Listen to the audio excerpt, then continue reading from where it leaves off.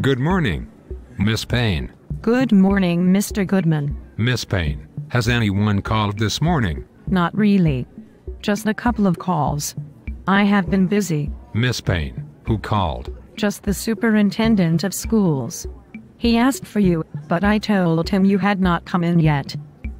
And I did not know where you were.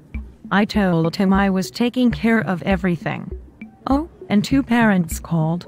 They were really mad that you suspended their children yesterday. They said you were being unfair and just picking on their kids. I do not think you suspended them long enough. Which parents called? I do not know, Mr. Goodman. I did not ask them who they were. But I told them if they did not like this school that maybe they should find another school for their children to attend. Mr. Goodman, you need to get here early enough to make coffee for the office because I need some caffeine to keep me going through the day. You know I have to do everything by myself. Miss Payne, does that student at the door need to see the nurse? He looks really sick. Oh, he will be okay. Miss Payne, then why did he collapse in the hall? He is just trying to get some attention. Doesn't he have asthma and severe allergic reactions? That's what they say. But you know how that family is. I know his mama. She is not really reliable. She will say anything to get a check. Miss Payne, could you pull the student's file for me? Oh, it is over there in the file cabinet. I don't seem to be able to locate it. It could be under his first name or maybe his last name. Or it may be over here in the inactive file. I do not know. Mr. Goodman, if you cannot find it, I probably cannot find it either. There's lots of things lost around here. You cannot expect me to find everything for you. People come and get these things and do not put them back where they belong. The special ed teachers are really bad about this. I have gotten on to them about this before. Miss Payne, I would like you to call this child's parents and let them know he does not look so well. Do you know the phone number? I cannot keep up with all these kids' phone numbers. They change all the time.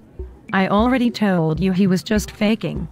Besides, his parents will not answer when they see that the school is calling. Miss Payne, isn't his face and his throat swelling? No. They just look that way in that family. You know how they are in that family. They all look that way. All he wants is to get out of class. He is just trying to get out of doing his work. Miss Payne, I have a meeting in my office this morning. Would you help me tidy up a bit? Oh, Mr. Goodman. Your whole office needs to be changed. You need to move your desk to the other side of the room and place your computer table over here. I do not like the way you have your office arranged. Miss Payne, I did not know you hated my office so much. Mr. Goodman, your office is a disaster. Also, I do not like the way you let the teachers get away with so much. I have to tell them what to do all the time. You are too lenient on the students too. If it were not for me, they would run over you. When I heard you were chosen to be the principal, I wondered if you would be able to handle the job.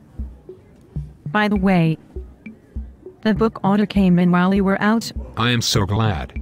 The 3rd grade teachers have been waiting for those books. I did not order the 3rd grade books. I ordered the books for the 8th grade class. I decided they needed the books more than the 3rd graders. Miss Payne, I believe we are going to have a talk.